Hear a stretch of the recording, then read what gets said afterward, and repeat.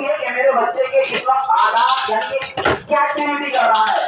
تو ماں کی ذمہ داری ہے کہ بچوں کو ذرا اسلامی ڈھانچے میں شروع ہی سے ڈھالتی رہے. یہ نہ ہو کہ ابھی تو بچہ ہے جو بڑا ہو جائے گا اس کے بعد ہم اس کو بنا دیں گے, دیندار بنا دیں گے, متقی بنا دیں گے, پرہیزگار بنا دیں گے. یہاں خیالی کی بات ہے.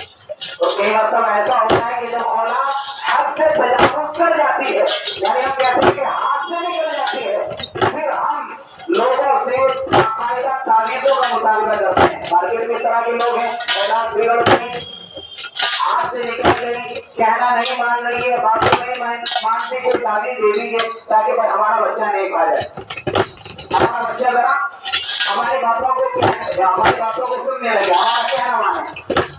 میرے عزیزوں, اب یہ کہ ہم اس طرح کے مطالبات لوگوں سے کریں, لوگوں کے سامنے ہم کی شکایت کریں, اپنی ذمہ داری کو ہمیں سمجھنے کی ضرورت ہے. اپنے بچوں کی تعلیم کے اوپر بہت زیادہ توجہ دینے کی ضرورت ہے. اور ہم آپ کو یہ کہتے ہیں کہ عقلی تعلیم پر آپ جتنی توجہ دے رہے ہیں, عقلی تعلیم یعنی جو کہتے ہیں کہ دنیا کی تعلیم, اسکول کالج وغیرہ کی جو تعلیم آپ اپنے بچوں کو دلا رہے ہیں, اس سے کہیں زیادہ ضرورت اس بات کی ہے کہ بچوں کو دینی تعلیم سے آگاہ کرائیں. ان کو بتائیں کہ بیٹا آپ مسلمان ہیں, ان کو بتائیں کہ قرآن اللہ کا کلام ہے, ان کو بتائیں کہ ہمارے نبی جناب رسول اللہ صلی اللہ علیہ وسلم ہے, ان کو بتائیں کہ ہمیں ایک اللہ کی بارگاہ میں دوبارہ حاضر ہونا ہے, ان کو بتائیں کہ اللہ تعالیٰ نے ہمیں دنیا کے اندر بھیجا ہے, ایک مقصد کے تحت بھیجا ہے. ان کو بتائیں کہ بیٹا ہم مسلمان ہیں, اور مسلمان کا کردار ایسا ہوتا ہے, مسلمان کے اخلاق, مسلمان کے آداب, مسلمان کے طور طریقے ایسے ہوتے ہیں کہ ماں باپ کی ذمہ داری ہے کہ اپنے بچوں کو سکھائے. اب سوال یہ ہے کہ پہلے ماں باپ کو مسلمان بن جائے.